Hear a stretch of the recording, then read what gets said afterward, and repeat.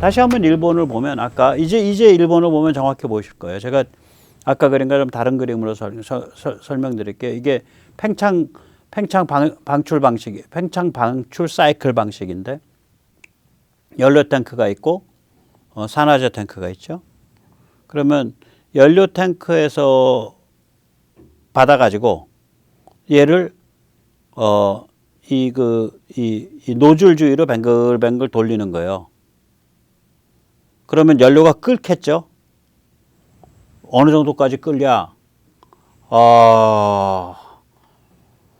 온도가 1727도까지 끓어요. 연료를.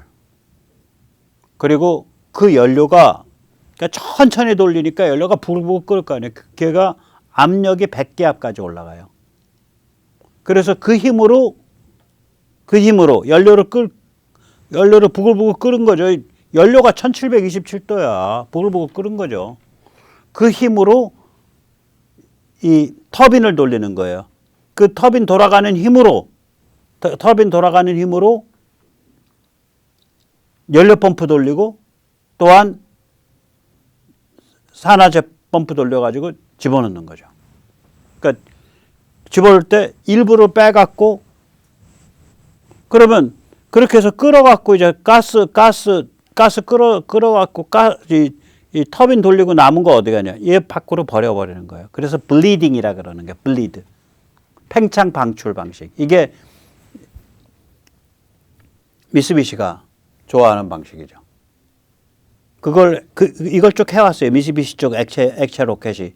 근데 요번에 좀 더 멀리 보내야겠다. 이 방식 가지고는 이제 하중을 많이 못 가지고 올라가요. 아까도 말씀했지만 하중을 가려면은 로켓 사이즈를 키워야 되잖아. 저희 로켓 사이즈를 키우기 위해서 로켓의 직경을 2배로 키웠어. 직경을 2배로 키웠어. 그러면은 로켓의 용량은 8배가 되는데 2 곱하기 8, 2의 3승. 직경의 3제곱이니까. 그 로켓에 필요한 연료를 덮일 수 있는 표면적은 4배밖에 안 증가해요. 2의 자승. 그래서 어느 임계치를 딱 넣으면 저 방식을 못 써요. 그 임계치가 뭐 굉장히 낮아요. 뭐 한 30톤 정도 될 거예요. 로켓 엔진 하나당. 우리가 요번에 한 게 하나당 75톤짜리 했었죠. 누리호가. 우린 개방형이죠. 개방형으로 했었죠.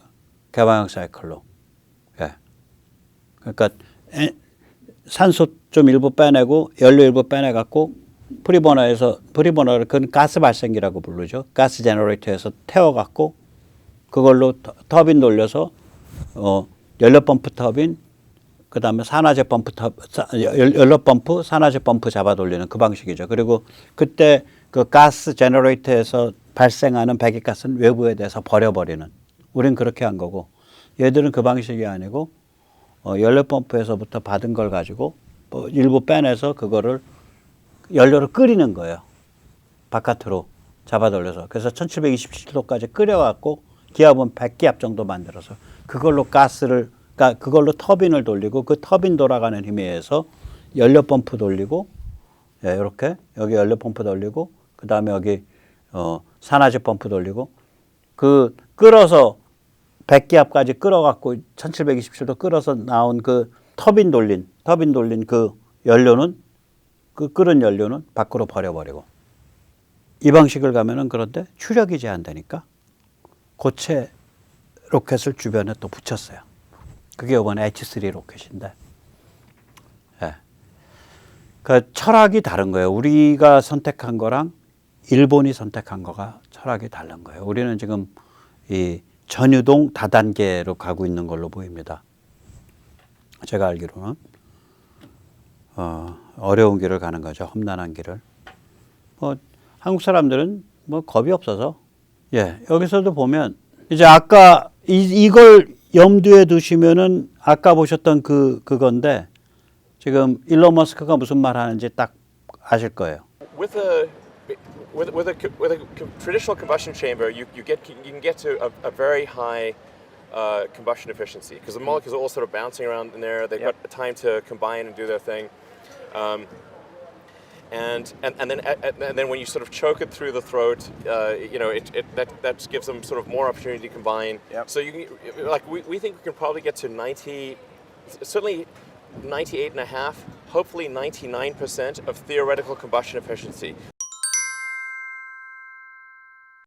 This is so if God himself came and knitted together the molecules to do 1% better. Okay, maybe 1.5% better. That's very high efficiency. Because of full flow stage combustion. Full flow stage combustion, exactly. Yeah. You've got a gas-gas interaction.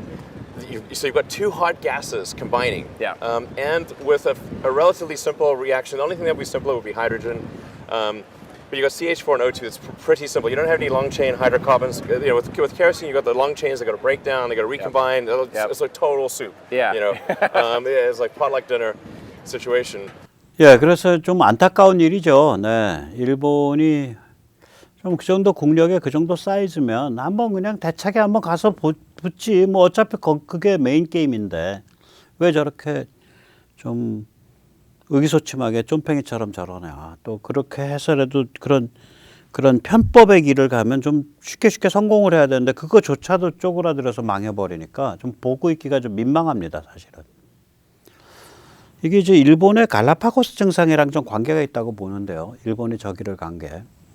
이제 한국의 특징은 뭐냐면 전략적 장기 비전에 굉장히 강하죠. 전략적 장기 비전, 롱 비전을 딱 때려놓고 멀리 갈 길을 딱 때려놓고 그걸 집요하게 가는 데 있어서 한국인이 전 세계 최고라고 피터 드라카, 경영학의 아버지 피터 드라카 그렇게 얘기를 했습니다. 한 25년 전쯤에. 우리가 보면 경제개발도 그랬고요. 중화학공업화도 그렇고요. 반도체도 그렇죠. 사실은 일본이 우리보다 반도체가 훨씬 강했죠. 그 다음에 2차 전지, 우리가 말하는 망간, 코발트, 니켈, MCN 방식. 그게 지금 중국의 인산철 방식보다 아마 MCN 방식일 것 같다라고 거기에 우리 배팅을 다 거기로 걸어버렸잖아요. 아마 그게 맞을 것 같아요. 조선도 그렇죠. 계속해서 이제 고부가 가치 선박으로 LNG선이라든지 뭐 그다음에 그 FLNG 그러니까 바다에 떠 있는 LNG 공장 뭐 이런 것들 계속해서 그 길 가고 있죠. 또 FA50도 마찬가지죠. 야, 그거 좀 너무 그 훈련기로 쓰기에는 너무 고급이고 경전투기를 하기에는 좀 기능이 제한되는 거 아니야? 그런데도 그냥 일 저질러서 앞으로 그렇게 될 것 같아 하고 미리 저지른 거죠. 근데 KF-21도 마찬가지고요. 그것도 보면은 그 전략적 장기 비전으로 딱 포인트 찍고서 그 길로 쭉 간 거예요. 일본이 왜 이 전략적 장기 전망에 약할까? 왜 세상 흐름을 이렇게 꿰뚫어 보는데 약할까? 왜 포커싱을 못할까? 예를 들어서 요번에 그 H3 로켓이 딱 그거잖아요. 보면 그 ICBM 대륙간 탄도미사일 같은 거랑 연관되어 있는 고체 연료 로켓으로 보조를 삼고 남들은 아무도 안 하는 그야말로 한계가 명확한 액체 연료 로켓에 관해서는 한계가 명확한 그 팽창 방출 방식 그러니까 expand bleed cycle를 쓰고 그렇게 해서 그걸 그렇게 말하자면 그 하이브리드로 만들어서 올렸는데 그나마도 또 실패하고 하려면 그냥 일본 정도 대국이 되면 한번 일론 머스크가 증명해놓은 그 길 아까 말씀드렸듯이 전유동, 풀 플로우, 다단연소, 스테이지드 컨버스션 그 방식 랩터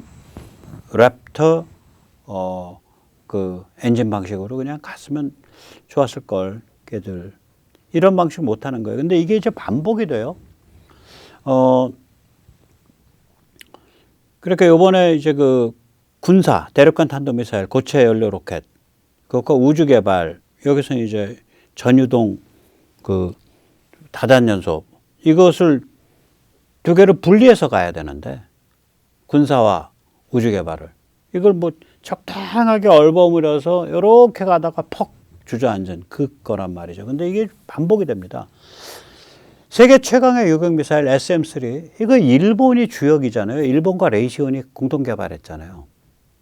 그러면 그 정도까지 그게 벌써 한참 전 일인데 10몇 년 전 일일 텐데 그 정도까지가 했는데 왜 일본은 사드 안 만들어 고고도 미사일 왜 중고도 미사일 우리로 치면은 LSAM 왜 안 만들어? 저고도 미사일, 요격 미사일 제가 말씀드리는 건 탄도미사일 요격하는 거 패트리어트급 이거 왜 안 만들어?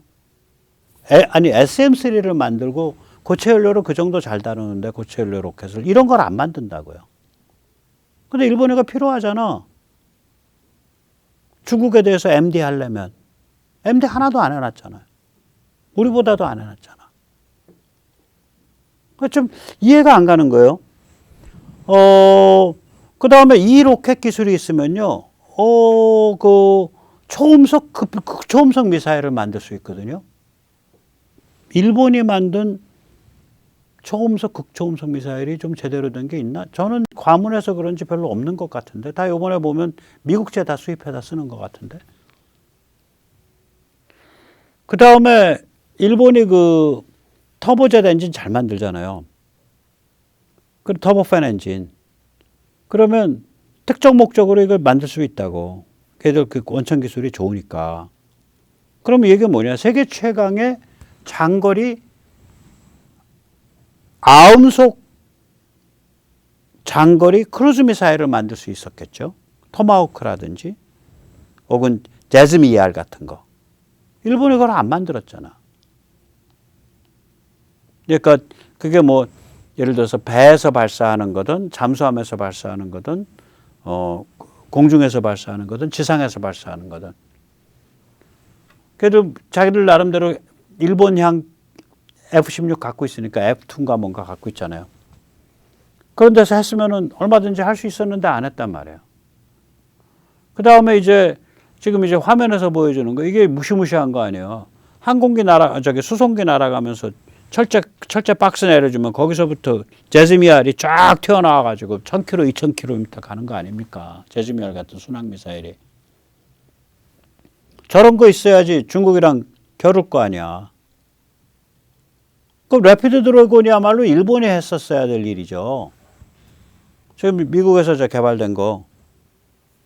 저런 거 안 하잖아. 저런 걸 하기 위한 장거리 순항미사일 제즈미알에 해당하는 거 없잖아 일본에. 저런 순항미사일에 필요한 특수한 엔진, 터보팬 엔진 만들 힘이 분명히 있는데,